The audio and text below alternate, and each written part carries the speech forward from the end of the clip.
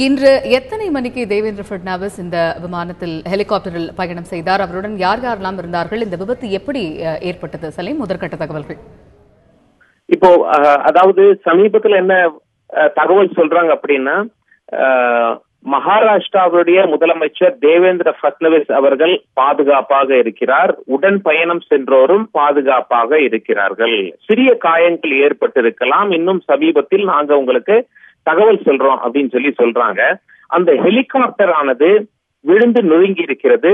அது மட்டுமல்லாமல் அந்த ஹெலிகாப்டர் எப்படி விழுந்தது அப்படிங்கிற மாதிரி இப்பொழுது தகவலை அரசு தரப்பில் தெரிவித்த வண்ணம் இருக்கிறார்கள். இப்பொழுது இருக்கும் தகவலை நாம் பார்க்கலாம். இப்போது ஆங்கிலத்தில் என்ன செய்தி வெளிவருகிறது என்றால், மகாராஷ்டிரா முதலமைச்சர் ஃபட்னவிஸே அவருடைய ட்விட்டர் வலைதளத்தில் ஒரு செய்தி பதிவிட்டிருக்கிறார்.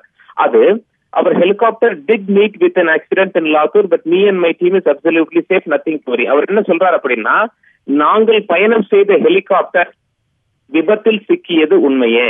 லாத்தூர் அப்படிங்கிற பகுதியில மகாராஷ்டிரா மாநிலத்தில் விபத்தில் சிக்கி இருக்கிறது.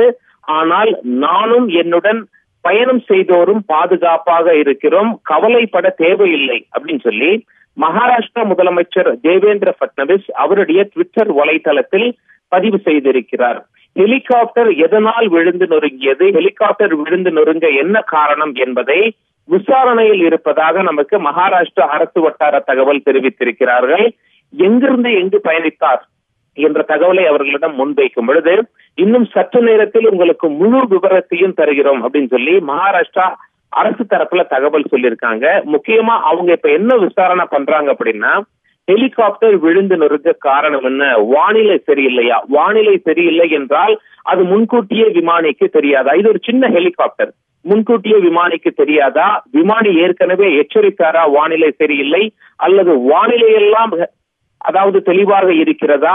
விமானி தரப்பில் ஏதாவது சிக்கலா? அல்லது விமானத்தில் ஏதாவது கோளாறு ஏற்பட்டு விழுந்து நொறுங்கியதா என்ற அடிப்படையில் விசாரணை நடத்தி கொண்டிருக்கிறார்கள். தற்பொழுது மகாராஷ்டிரா முதல்வரே முன்வந்து, எனக்கு எந்த ஆபத்தும் இல்லை, யாரும் வருத்தப்பட தேவையில்லை, ஹெலிகாப்டர் விபத்தில் சிக்கியது மட்டும் உண்மை அப்படிங்கிற தகவலை தெரிவிச்சிருக்கார்.